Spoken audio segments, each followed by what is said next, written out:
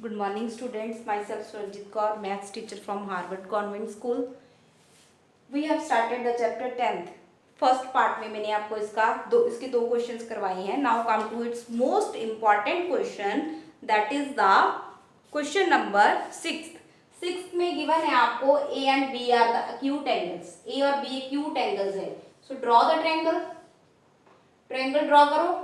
Means अगर A और B acute है, ठीक है, तो सी ही 90 का होएगा. सो सी 90 का है.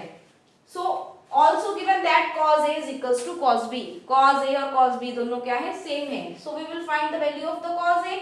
cos A is B over H. So value of your B over B is AC and H is AB. अब बच्चे यहाँ पे आपका एंगल A है. So next draw again the triangle. Why? क्योंकि अब हमें यहाँ पे B चाहिए. सो B A. अब आपका क्या हो जाएगा, cos B over H. So now your value of B is BC over AB. In the question you have given that cos A is equals to cos B. cos A और cos B दोनों क्या है, same है. If they are the same, so take this equal. Equal ले लो इनको. AC over AB is equals to BC over AB. AB is cut with AB, AC is equals to BC. अब बच्चे triangle में क्या हुआ, जो आपके पास ये ओरिजिनल ट्रायंगल है, इसमें टू साइड्स इक्वल हैं. If in a triangle two sides are equal, then this is an isosceles triangle and also its two angles must be equal. अगर दो साइड्स इक्वल हैं तो दो एंगल भी इक्वल होंगे. अब डेफिनेटली सी तो किसी के इक्वल हो ही नहीं सकता. क्यों नहीं हो सकता? क्योंकि जो सी है दैट इज ऑफ द 90. अब 90 तो इन दोनों में से कोई भी नहीं हो सकता. So therefore your angle A is equals to angle B. यही आपने प्रूफ करना था कि अगर आपका cos A cos B के इक्वल है, then definitely your angle A is equals to angle B. Angle A और B आपके दोनों क्या होंगे, इक्वल आ जाएंगे. Now come to the question number 7th. 7th question पे आओ बच्चे. Question number 7th. Question is given to us. Cot theta is equals to 7 over 8.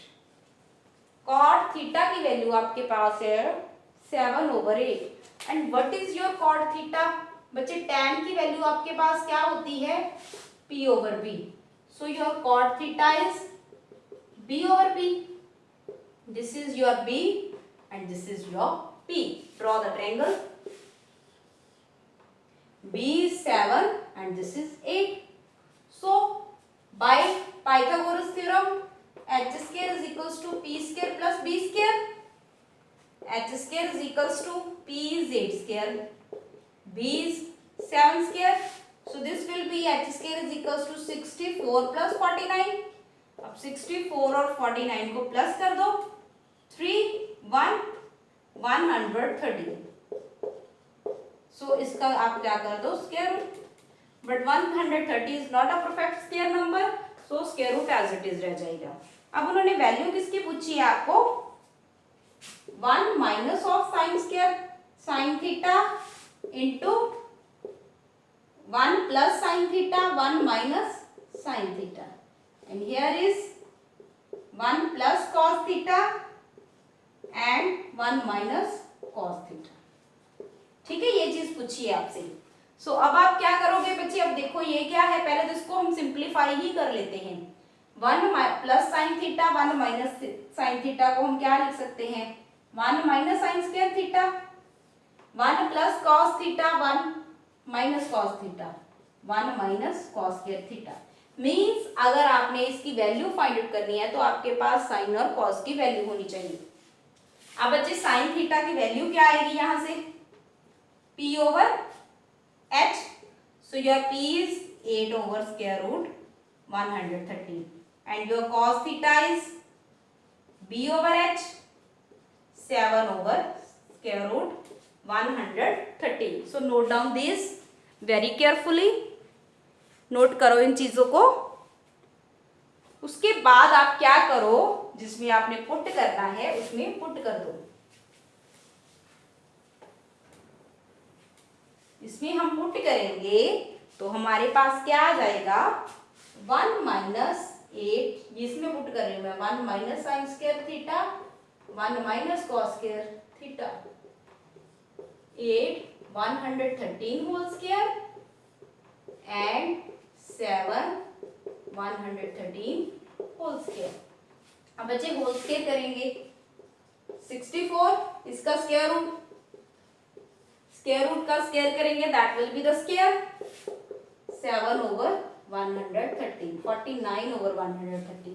Now take the 113 as LCM, 113 minus 64, 113 minus of 49 over 113, 113 के साथ cut हो जाएगा, 113 से 64 निकालेंगे 49 and this will be 64, that will be your answer।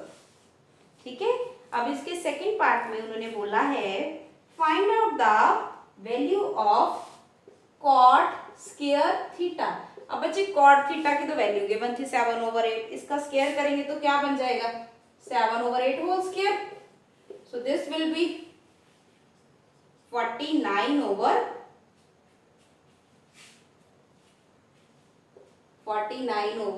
64। दोनों का answer आपका same आ गया है। उन्होंने पूछा था कि चेक कर लो कि ये दोनों सेम है या नहीं है। तो नेक्स्ट जो हम क्वेश्चन करेंगे नेक्स्ट लेक्चर में करेंगे from the question number 8, 9 and 10, जो बहुत ही इंपॉर्टेंट क्वेश्चन है from the examination point of view in the 10th class of CBSE। ठीक है, सो आज के लिए इतना ही काफ़ी है। Thank you and have a nice day. But इन सबको बहुत ही ध्यान से किया करो।